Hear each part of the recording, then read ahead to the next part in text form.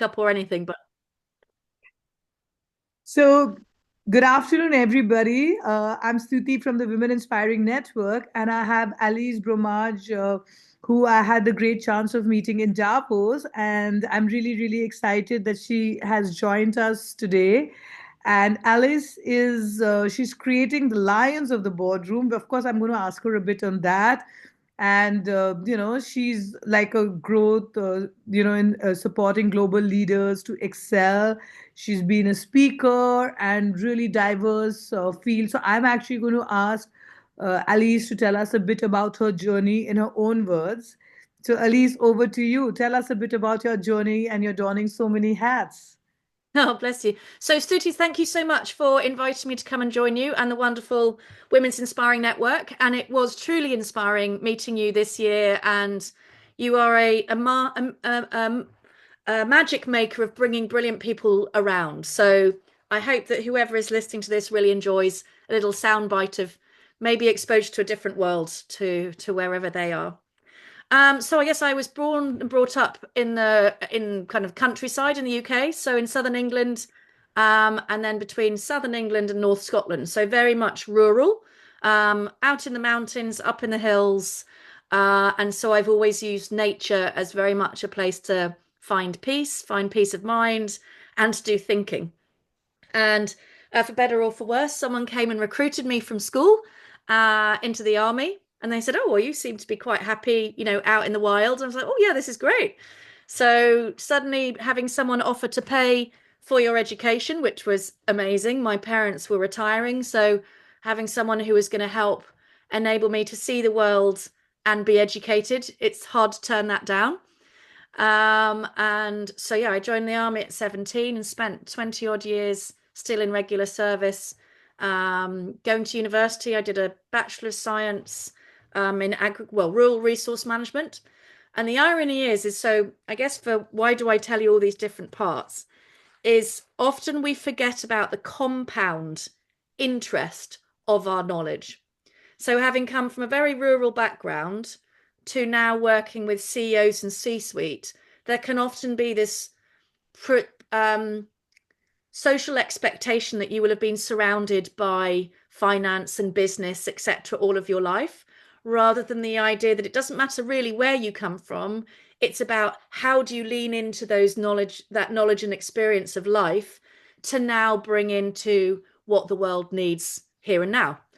And so ironically, that's what I now do is I support CEOs and C-suite leadership level essentially within businesses, founders, and we work with some amazing Indian founders as well. I'm on the advisory board for an Indian business school, and a lot of that is helping individuals feel how can they lean into the knowledge and experience they have. And it doesn't matter where you've come from, it doesn't matter what age you are, it doesn't matter what skill set you have. We're all so it's then about dovetailing what's brilliant for you and then what's your passion, so that then where the passion flows, the energy flows. Where the energy flows, you get productivity, and that's when you then get profitability. So it's helping people align where they've, what can we bring with us that is helpful? What do we need sometimes to leave behind that's not so helpful? Because we all have bits and pieces of history that maybe are best to leave there, whether that's social bias or an experience that we don't really want to always replicate in the future. And then helping people design businesses, future structure that really helps an individual flow. So flow state is um, a little bit like a river. It means that your mind just works naturally and allows your brilliance to come to the front. And that's what we aim for. Lovely. And in fact, last when we were speaking, you told me a bit about the lost generation, and I know it was your observation.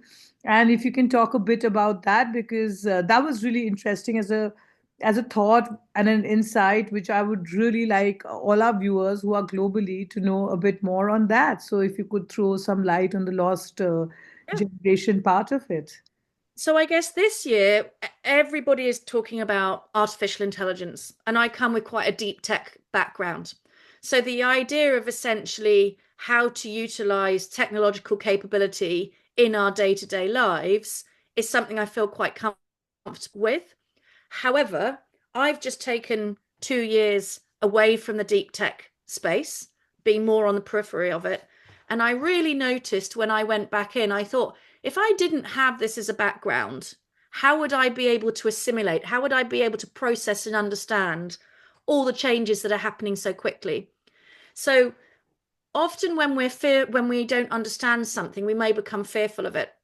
So the lost generation for me is the risk of either those who don't lean into learning about the tech evolution now, potentially, for example, we have some single mothers that work with us.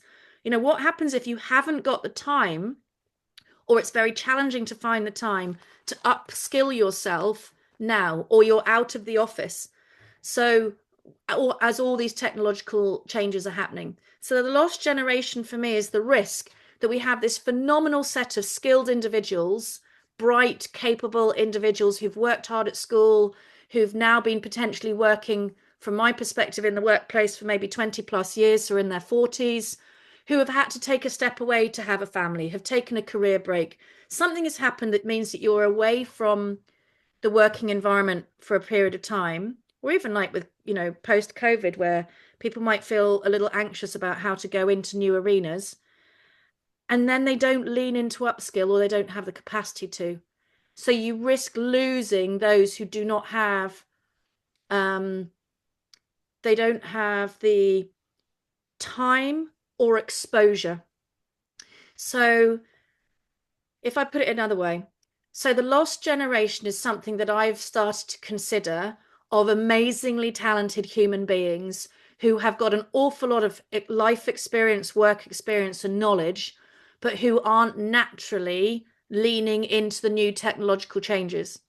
So unless we help them do that, and unless we support that transition, then you risk losing a generation of highly capable, potentially, for example, mothers, or people who've had to take time away, or someone who wants to transition to a different career, where we literally lose a generation of individuals because they're not immersed in the technical evolution on a day-to-day basis.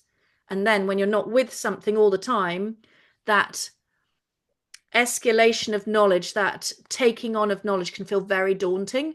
And do they lean in, or do they go back to doing manual jobs? Do they go to actually far lower paid roles because the technological, you know, change could look too much of a mountain rather than a little hill just to be able to overcome? Yeah. And I wanted to know, of course, your resilience and strength. Like, what's your go to strategy for building mental strength and resilience in leaders? And, how can they live their life with more purpose?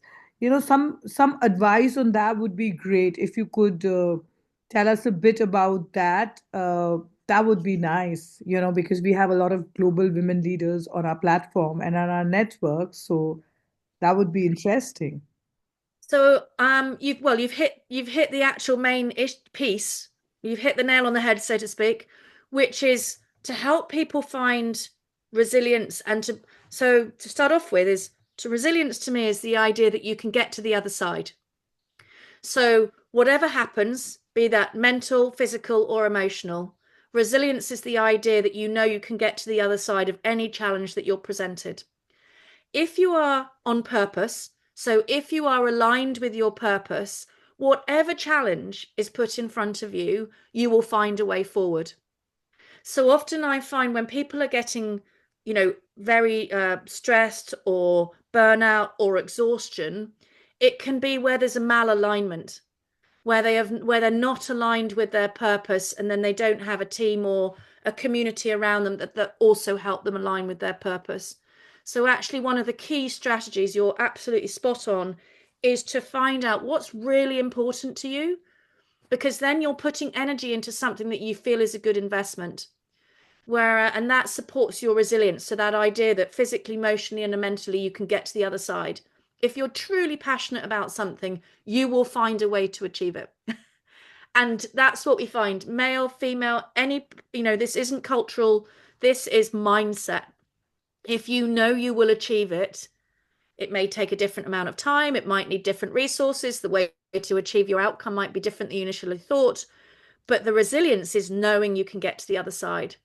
So, what is one of the key pieces that we first look at is people's purpose, so that you can align all of your energy and activity with your purpose. And then that enables all the energy, a little bit like when you put a train on the train tracks, all the energy is going along those train tracks in comparison to a firework that's got energy sparkling out the side, which looks great, but you lose all that energy out the side because it's just sparking everywhere. Whereas when you find your purpose, all the energy can become aligned. Just like you know, you are an amazing powerhouse and you're able to bring people together and your energy is phenomenal. And it's because you're working on purpose. Thank you. I mean, thank you. I think every time I speak to you, I get more and more inspired, and I mean it, Elise. And of course, now I'm just going to ask you my last question, and slightly on the lighter note. The lessons from the orcas, and what is swimming with the orcas teach you about leadership and trust? And I must tell you, even I'm a certified scuba diver. So when we did some research, and I was like, oh my God, like that's something else which we have in common. I haven't swum with the orcas, but I did learn how to dive in these beautiful islands in India, the Lakshadweep Islands, and those are some of the best waters I've seen, because the Lakshadweep Islands in India has just 30 tourists allowed at a given point of time. So once you land at the main airport, you go by speedboat into the middle of the Indian Ocean by 2.5 hours. So there's actually no life. And they just have the tribal people living in this island in Kadmat, and just 20 tourists, because there's just one hotel which is manned by the government. You get basic food, there's no television, you're cut off from the rest of the world.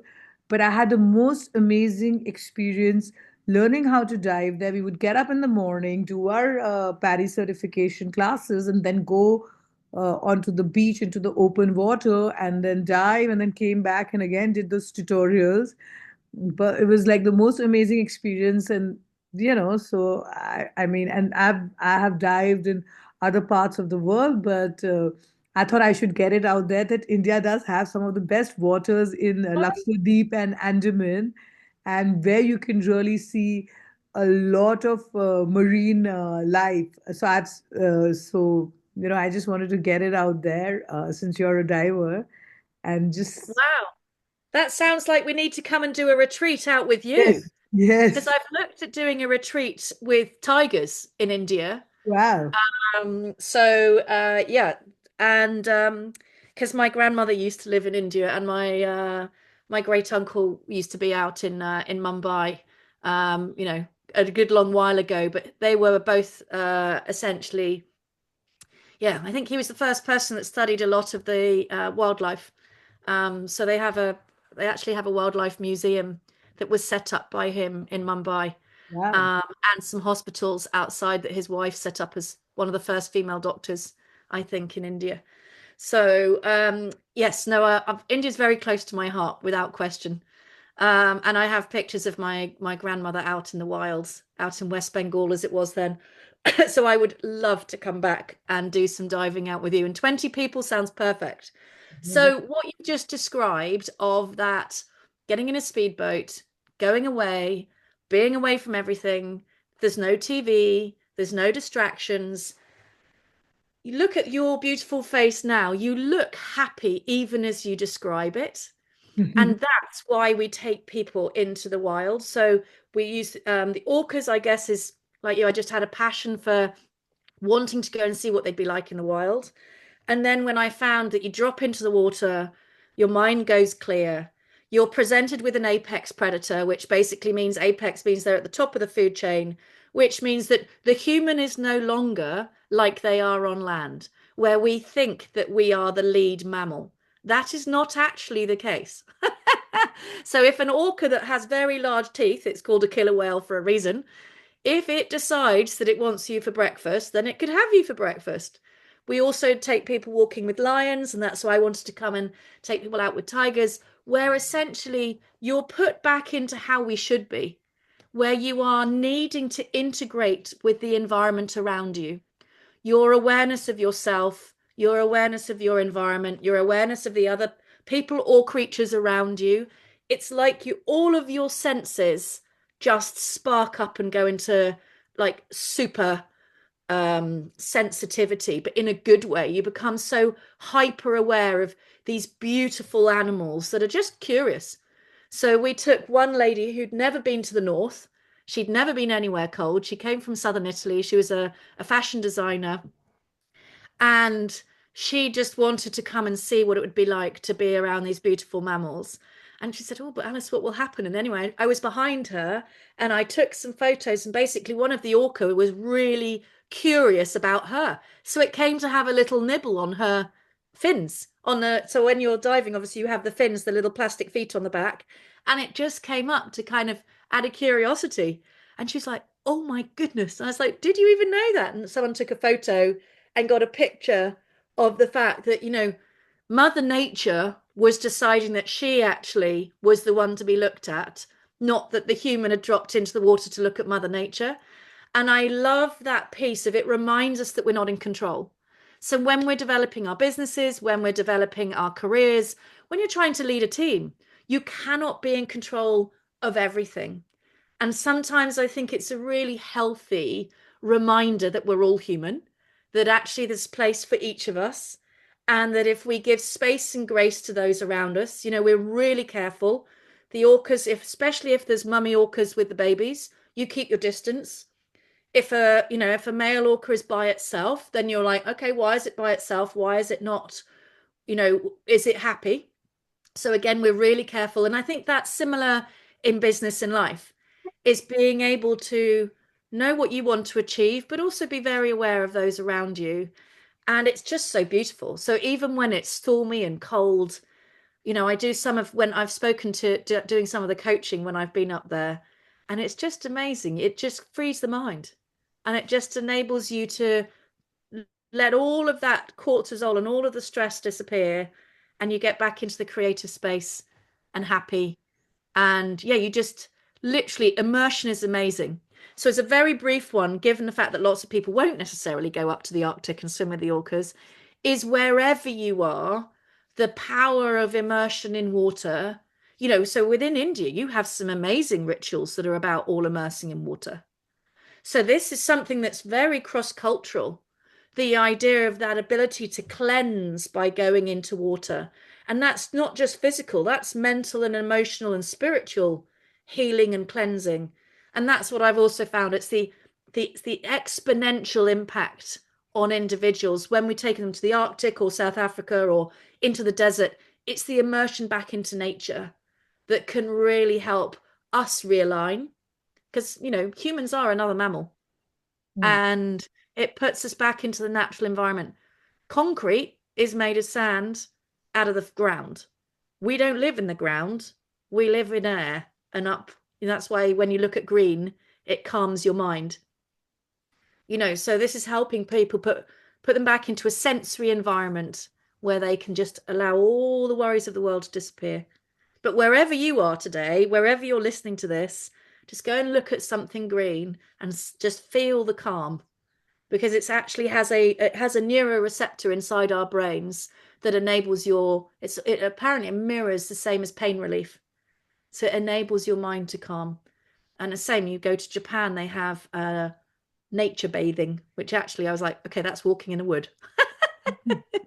It's that ability to go and put yourself back into nature and just allow your whole natural system to calm. And that's ironically, the orcas gives you that flash of adrenaline, the surge of adrenaline as you get into cold water with an apex predator, and then the amazing calm as you realize that you're not in control. It is the one that's in control about whether or not it comes to you, whether or not it stays for you to be around, for you to see it. Um, it's really wonderful actually sometimes, just allowing yourself to let Mother Nature take the reins and just be there as a someone to absorb the beauty of it. Nice. So thank you so much for joining us, Elise, on our conversation today. And I mean, these are great lessons, and I'm going to now switch off our conversation off recording, and so we can have one sec.